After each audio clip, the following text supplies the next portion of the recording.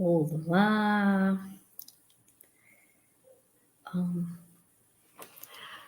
Vamos começar.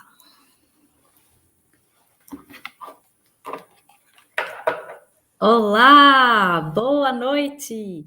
Seja bem-vinda, bem-vindo a mais um episódio aqui do programa Zero Enxaqueca, onde a gente discute as estratégias para alcançar um controle da enxaqueca de forma mais eficaz e duradoura. Eu sou a doutora Ilana Falcão, sou médica neurologista. E nesse episódio, a gente vai falar sobre o peso e a enxaqueca. Qual é a relação entre o sobrepeso, a obesidade e a enxaqueca? Pessoal, sejam bem-vindos.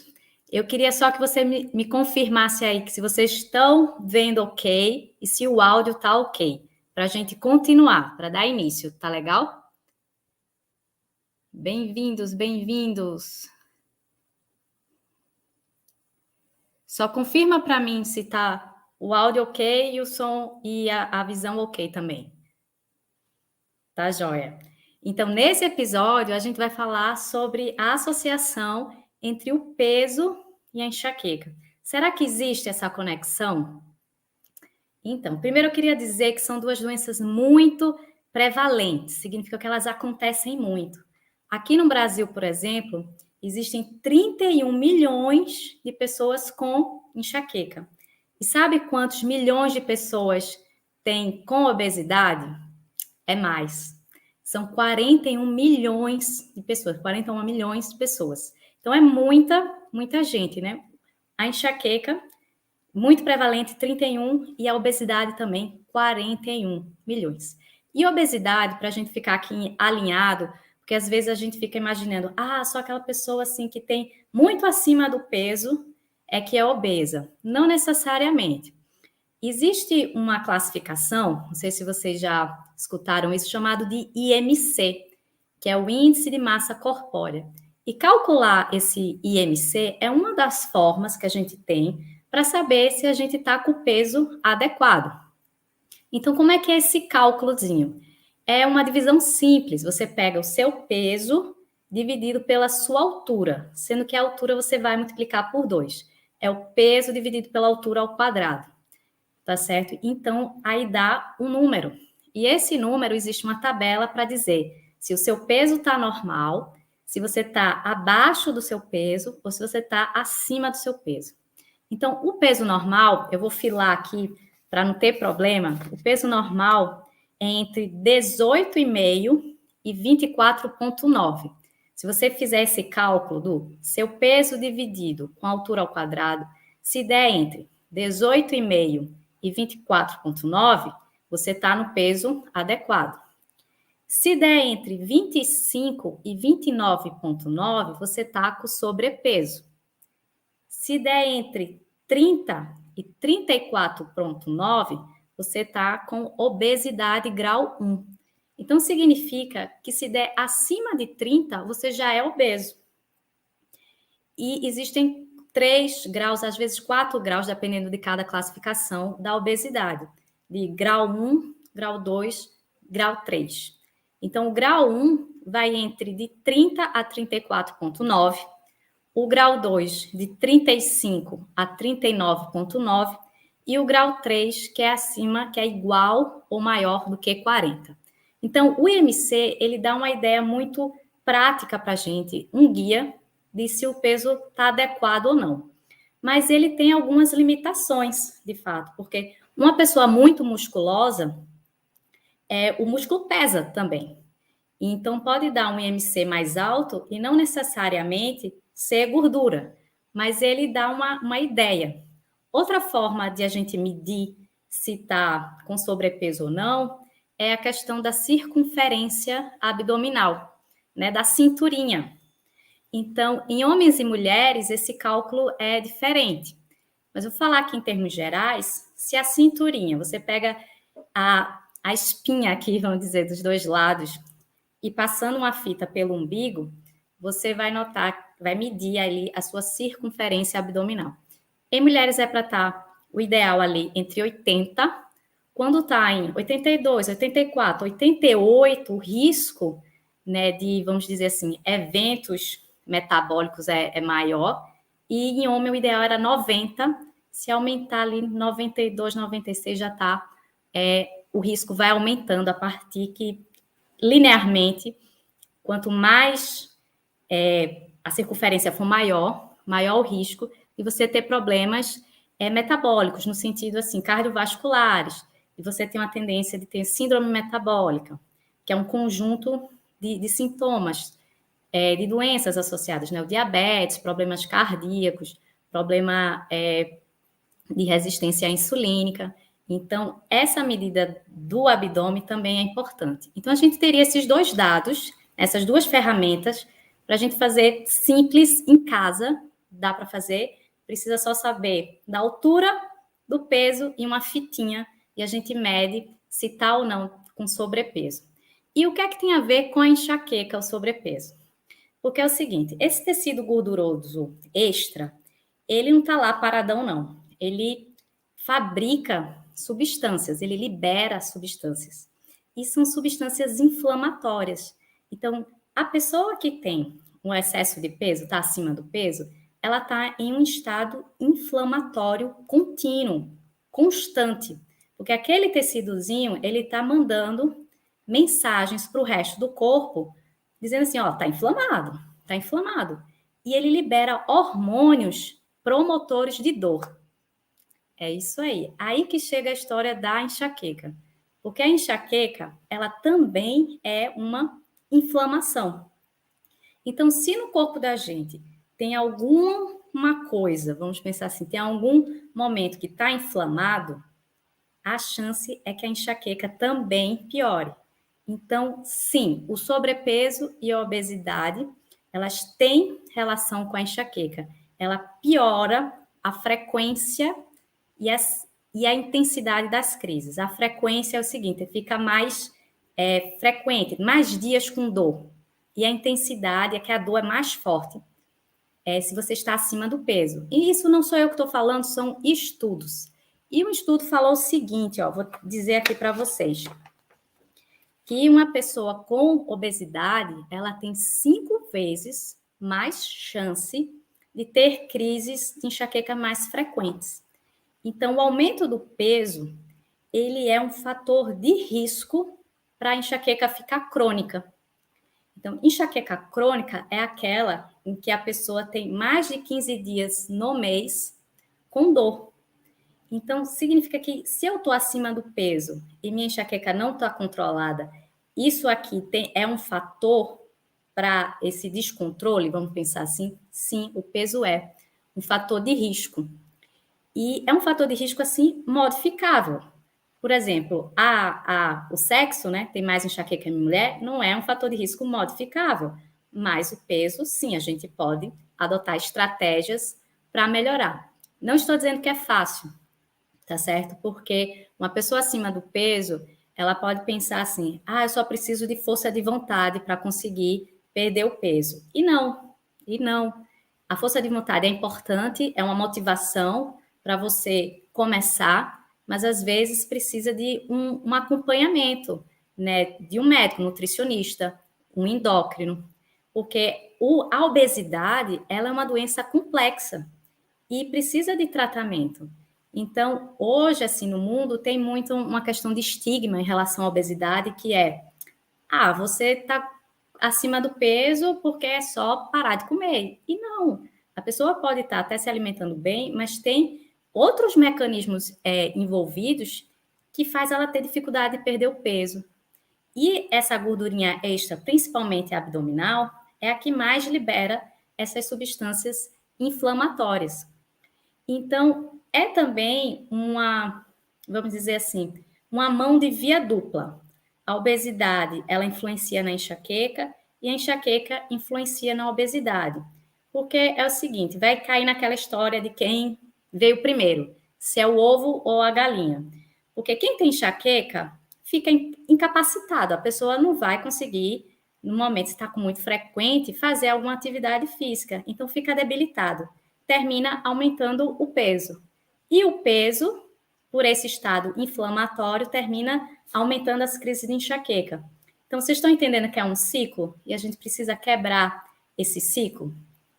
Outra possibilidade também, outra teoria que explica por que a obesidade aumenta as crises de enxaqueca é o fato, tem essa teoria da inflamação, e eu vou falar uma que talvez vocês não saibam, que o tecido gorduroso, ele libera hormônios sexuais. E a gente sabe que a enxaqueca menstrual, que está relacionada aos hormônios sexuais, ela é muito frequente. E a enxaqueca menstrual é uma das, vamos pensar assim, uma das mais difíceis de tratar, porque ela é mais intensa, ela é mais debilitante, os remédios da hora da dor não funcionam tão bem. Então, veja como tem vários fatores. Então, tratar a enxaqueca não é usar apenas um remédio ali para a hora da dor. É se aprofundar e ver todos esses outros fatores que podem estar contribuindo, tá bom? Então, dessa primeira parte, deixa eu ver se ficou alguma dúvida aqui. Deixa eu responder. Ui, é que eu perdi aqui os comentários. Deixa eu voltar aqui um pouquinho, tá? Boa noite, boa noite. Boa noite a todos, pessoal. Eu acho que eu me perdi aqui nos comentários. Eu vou começar. Acho que é foco da sim, é isso que se fala? Minha cabeça só dói no lado direito, acima do olho. Vou fazer assim: do lado direito, acima do olho, para trás. Terrível. A enxaqueca, ela tem uma característica de ser geralmente unilateral. Às vezes de um lado, às vezes do outro, mas geralmente tem uma preferência de um lado fixo. E por que dói mais isso aqui? A gente tem um nervo que ele é muito ativo na questão do mecanismo da dor, da enxaqueca, que chama o nervo trigêmeo. Ele tem esse nome porque é de 3, trigêmeo. Então, ele faz assim, ó, no rosto da gente. Um trigêmeo de um lado, um trigêmeo do outro.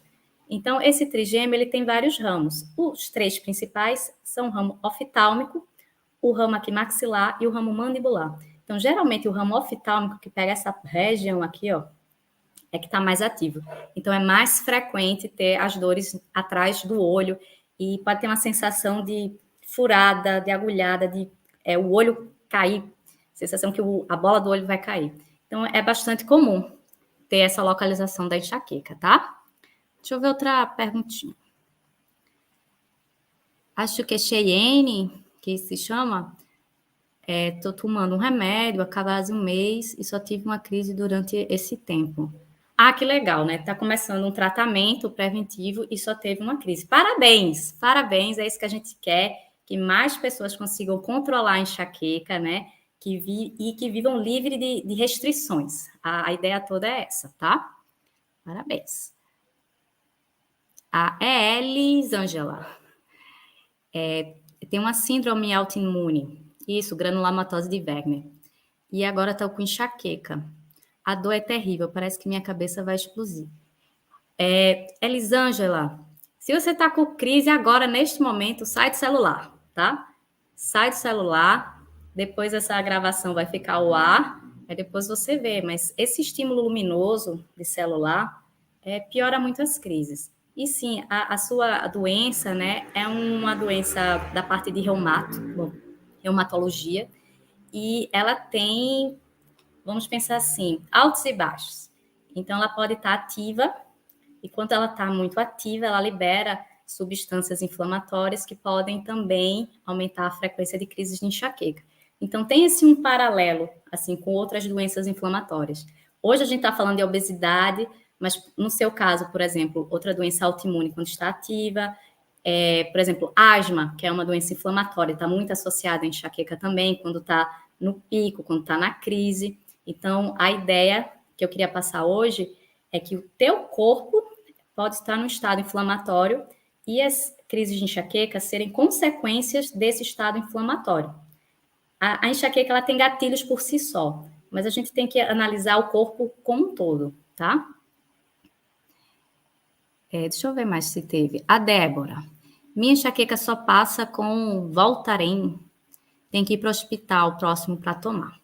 Débora, eu entendo, né? Tem algumas dores que são muito intensas, mas faz uma reflexão aqui comigo, com todo mundo. Se sua dor está muito intensa, a ponto de você sempre procurar a emergência, significa que você só está apagando incêndio. E a ideia sempre é a gente evitar que o incêndio comece. Então, analisar todos os outros fatores da tua vida. Se ela está muito frequente, talvez você precise de um tratamento preventivo. E o tratamento preventivo não necessariamente é remédio. Existem outras opções. Mas isso é o que eu queria deixar assim claro, que estou indo muito para a emergência, só passa remédio na veia. Liga o sinal de alerta, né? Uma pulga atrás da orelha, que significa assim, tuas enxaquecas estão muito frequentes. E o que você está fazendo antes, nesse momento, não está surtindo efeito. Então, talvez precise de um tratamento preventivo para você evitar de ficar só indo para a emergência, apagando incêndio. Porque a gente pode fazer uma live só de emergência, assim. Emergência não é um lugar legal para quem tem enxaqueca, porque é um ambiente com barulho, com luz forte. Você, teoricamente, você não é preferência, vão ter outros casos mais graves para entrar na frente. Então, tem outras situações para a gente tentar fazer em casa antes de ir para a emergência, tá bom? Deixa eu ver aqui outra perguntinha para a gente voltar. Me desculpe a curiosidade. O que fez escolher a especialização de dor de cabeça? Eugma, olha, eu sou muito curiosa sobre o funcionamento do cérebro. Eu acho interessantíssimo, assim, sou super apaixonada. Eu era aquela menina nerd, entendeu? Que estudava muito e queria mais, e curiosa. Aí eu fiz neurologia, medicina por causa mais desse caminho. E dor de cabeça, eu tenho crises de enxaqueca, mas elas são episódicas. Então, para você ter uma ideia, assim, eu tinha 2 crises no ano. E eu entendo isso. Eu comecei a me aprofundar mais, porque é um sintoma muito incapacitante, né? Que você vê, assim, pessoas jovens que não conseguem realizar as coisas que queriam, planejam e não conseguem por causa de uma crise de enxaqueca. E são muito, assim, não vou conseguir falar agora. Tem muito estigma em enxaqueca, assim como a obesidade, de achar assim, é só uma dor de cabeça, toma um remedinho que passa, bebe água que passa. E não é. É muito mais profundo isso. E em relação à medicina, alguns médicos, ele fez um estudo, vê que coisa interessante. Fizeram um estudo para saber o que é que os pacientes demoravam para ir buscar o médico. Uma das opções foi porque achava que o médico ia menosprezar o sintoma dele, a própria classe médica. Isso é uma enxaqueca. Você tem que se acostumar com isso. Você não tem nada no exame. Então, isso sempre me incomodava muito. Aí eu fui me guiando assim para esse caminho, tá, da dor de cabeça. Pulou minha pergunta. Ana Virgília, diz de novo aqui, porque... poderia fazer uma live de tratamento preventivo? Sim, nós já fizemos, tá? O ano passado já está aqui no Instagram publicada, uma sobre tratamento preventivo. É um assunto muito extenso. A gente pode fazer e dizer as coisas mais novas, né? Porque todo ano está saindo remédios novos, outras estratégias. Vou anotar aqui, tá certo? A gente pode fazer sim. A Keliane, sinto muita dor de cabeça, que chega a amarrar um pano na cabeça. Vê como o cérebro é inteligente. Quando a gente leva um corte, tá doendo, qual é a primeira coisa que a gente faz? A gente aperta. A gente aperta para parar o sangue, a gente aperta inconscientemente. Porque é o seguinte, o tato vai competir com o sistema de dor que vai chegar lá na cabeça. Então, é uma coisa inconsciente que a gente faz, um truque sensitivo. De quando sente a dor, a gente aperta. Né? Até hoje foi engraçado, uma paciente minha falou isso, que ela estava com uma crise muito, muito grande, que ela ficava apertando assim a mão a ponto de doer bastante a mão, porque estava no trabalho e ficou assim o tempo todo. Porque se tirasse, piorava. Então é um truque sensitivo. Vai competir o estímulo tátil com o doloroso no cérebro. Pessoal, vamos voltar aqui um pouquinho sobre o assunto, tá? Que é da obesidade e da enxaqueca. Essa primeira parte ficou tranquilo, que sim existe associação, não necessariamente só a obesidade, mas um aumento um pouquinho do peso também, o sobrepeso, porque é um processo inflamatório, e aquele tecido gorduroso também libera hormônios sexuais que estão associados às crises de enxaqueca. E a gente tem duas ferramentas para calcular, que é o IMC e a circunferência abdominal, tá bom? Deixa eu ver aqui o que é que a gente pode ver. Então, o que é que pode ajudar para a gente perder peso, né, no controle da enxaqueca? Existem algumas maneiras, né? Todo mundo sabe a questão de perder peso, que fala assim, é só fazer atividade física e melhorar a dieta, né? Isso todo mundo sabe. Agora, dizer é fácil, né? Fazer é outra história. Então, a gente pode tentar, né, todo dia, colocar um objetivo do dia. Então, aquele objetivo do dia é o seguinte: hoje eu vou sim fazer alguma atividade física. Não precisa ser triatleta. Começa com uma caminhada leve. Se você não tiver nenhum problema cardíaco, essa história toda, se você já passou no médico, porque até uma caminhada pode ser contraindicado para alguém que tenha problema cardíaco ou algum que tenha problema de vascularização ou que tenha problema de coluna. Uma coisa muito importante é pessoa com problema na coluna, né? Quando vai caminhar, a gente caminha em asfalto, né? Então, toda vez que caminha, dói, né? Tem um impacto. Então, o melhor para quem tem problema de coluna é fazer exercícios que não gerem tanto impacto. Só se a gente fosse caminhar na areia, né? Assim, areia de praia, ou se a gente fizesse outro tipo de exercício, como bicicleta, ou aquele que simula, assim, esqueci o nome dele agora, a caminhada. Então, o mais simples, o mais barato e o mais acessível a todo mundo é realmente fazer a caminhada. Um asterisco aqui para se tiver alguma contraindicação médica, tá? Mas o problema da caminhada, assim, se você está sedentário, zero, está fazendo nada, então tem que começar devagarinho, né? Para o teu corpo ir se adaptando. E a gente quer resultado rápido e não tem. Então a gente começa e desiste, começa de novo e desiste. E fica nesse vai e vem, porque é muito difícil ter consistência. E eu falo por mim, né? Porque eu começo a malhar, depois para de malhar e vem outra coisa, eu não boto com prioridade. E eu sinto os efeitos de quando eu não estou malhando. Não sei se acontece isso com vocês também. Então, tem isso de a gente colocar na cabeça que o esforço de hoje vai ser o resultado de amanhã, né?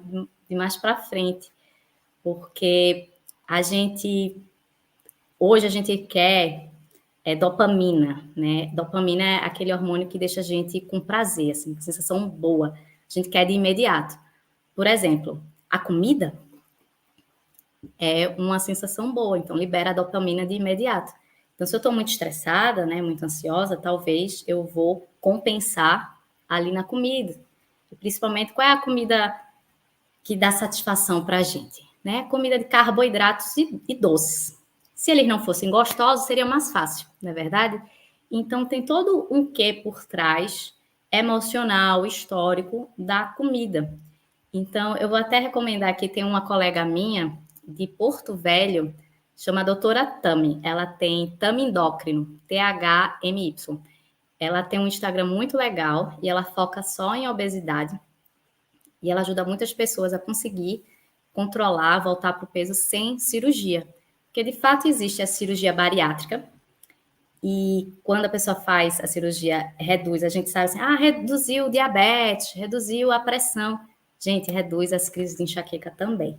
É porque enxaqueca fica sobre baixo do pano, ninguém fala, e eu estou aqui levantando a bandeira, que ela é uma doença tão importante como outras, e a gente tem que ter ideia que ela causa uma incapacidade muito grande numa população jovem, né, numa faixa etária muito jovem, tá bom? Deixa eu responder um pouquinho mais de perguntas aqui para vocês. Opa, eu perdi aqui os comentários de novo. Aqui. A Kellyanne está dizendo que toma uma cartela de dipirona por dia. Esse é como como eu posso dizer assim, uma forma de tratar a enxaqueca que no futuro está te prejudicando. Porque você vai tomar o analgésico agora, a dipirona para enxaqueca que está crônica, ela não vai funcionar, tá? Então você vai usar, ela vai dar um alíviozinho ali pouco, e depois você vai usar de novo, e de novo, e de novo, e todos os dias. Então o excesso de analgésico é o primeiro fator de risco para a enxaqueca ficar crônica. Obesidade, o que a gente está falando hoje, também é um fator de risco para a enxaqueca ficar crônica. Então, mas eu estou com dor, o que é que eu posso fazer? Eu preciso tomar o remédio. É analisar o seguinte, se está com dor todo dia, é aquela história de ir para a emergência, só está apagando incêndio. Então, precisa do tratamento preventivo, né? Tem que rodar essa chavezinha de eu quero evitar que o incêndio aconteça. Mas eu entendo que quem usa todos os dias, né? Uma dor meio que ameniza a outra. Será que é o do toque? Que a Tayane está falando. Tem mais perguntas, pessoal? Aqui, cosméticos está falando. Qual a relação da enxaqueca com a fibromialgia? Entrei agora e não sei o tema de hoje. Mas se puder responder, eu agradeço. O tema de hoje é obesidade e enxaqueca. E eu vou perguntar para vocês: existe relação entre obesidade e enxaqueca? Faz assim. Se existe, faz assim. Se não existe, para a gente interagir aqui um pouquinho, tá certo? Vou responder sua pergunta. A fibromialgia, ela é uma doença que é como se o corpo todo tivesse hiperreativo à dor. É como se o sistema de dor e o caminho da dor tivesse disfuncional. Ele está liberando informação, mensagem para o cérebro o tempo todo, dizendo assim, como se tivesse um corte. Tá doendo, tá doendo, tá doendo, tá doendo, tá doendo aqui, tá doendo aqui, tá doendo aqui, tá doendo aqui, tá doendo aqui. Então, a fibromialgia é uma doença de dores difusas pelo corpo, né? A enxaqueca é uma doença neurológica do sistema de dor hiperreativo. Então, sim, tem associação de ter elas duas juntas. Por exemplo, em um estudo, se fizer pessoas sem enxaqueca e com enxaqueca, quem tem fibromialgia, qual seria o grupo? Quem tem enxaqueca tem mais fibromialgia. Então, quem tem enxaqueca tem mais chance, vamos falar assim, chance de ter depressão e ansiedade junto. Então, é uma comorbidade frequente, né? Uma doença associada frequente. Então, o pessoal tá falando aí, ó, sim, tá certo? Para você que entrou agora, a obesidade e a enxaqueca têm relação, porque a obesidade é um estado inflamatório crônico e a enxaqueca também é uma inflamação. É isso aí, pessoal. Tem mais perguntas? Eu vou seguir aqui.